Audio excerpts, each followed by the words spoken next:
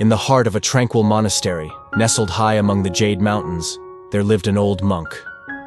This monk was revered for his wisdom and was considered the embodiment of peace. Nothing seemed to disturb his equanimity, save for one peculiar thing: a single autumn leaf. Every autumn, as the monastery courtyard was adorned with a blanket of golden leaves, a singular leaf would always land on the wooden porch of the old monk's quarters.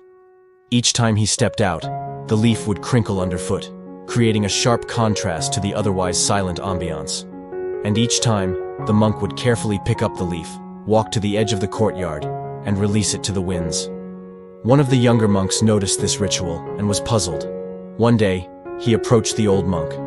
"Master, why does that one leaf seem to bother you so much?" The old monk smiled gently.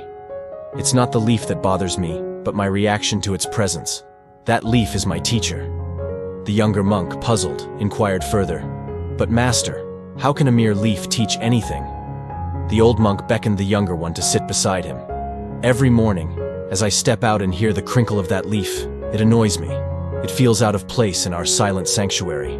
But then I remind myself, it's not the leaf's fault. It is merely following the course of nature. My annoyance is my own creation. That leaf teaches me patience. It reminds me that I still have lessons to learn." The younger monk pondered this. "But why do you then pick it up and release it to the wind?" The old monk replied, "The act of walking to the edge and releasing the leaf is my practice. It's an exercise in understanding and letting go. I release the leaf, and with it, I release my annoyance." Months turned into years, and the dance between the old monk and the autumn leaf continued. The younger monk, who now understood the lesson, began adopting the practice himself.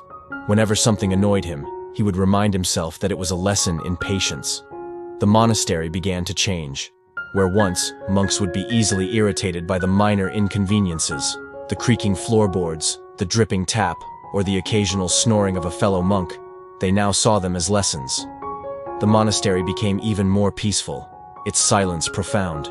One autumn morning, the younger monk noticed that the leaf did not land on the old monk's porch. Instead, it floated gently down to rest at the old monk's feet as he meditated in the courtyard. When the meditation session was over, instead of picking up the leaf, the old monk simply acknowledged it with a nod and continued with his day. The younger monk approached him later. "Master, the leaf did not land on your porch today." The old monk smiled. "Yes, it seems our dance has changed. Perhaps it has learned patience from me, just as I have from it." The story of the old monk and the persistent leaf became legendary. Monks and villagers alike spoke of it, drawing from it the wisdom that life's annoyances, big or small, were not disturbances but teachers in disguise. The monastery, with its echoing silence and golden leaves, stood as a testament to the lessons of patience, reminding all that in every annoyance, there was a lesson waiting to be embraced.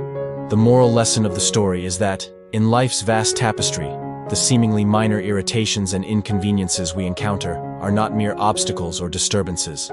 Instead, they serve as invaluable teachers, presenting opportunities for personal growth.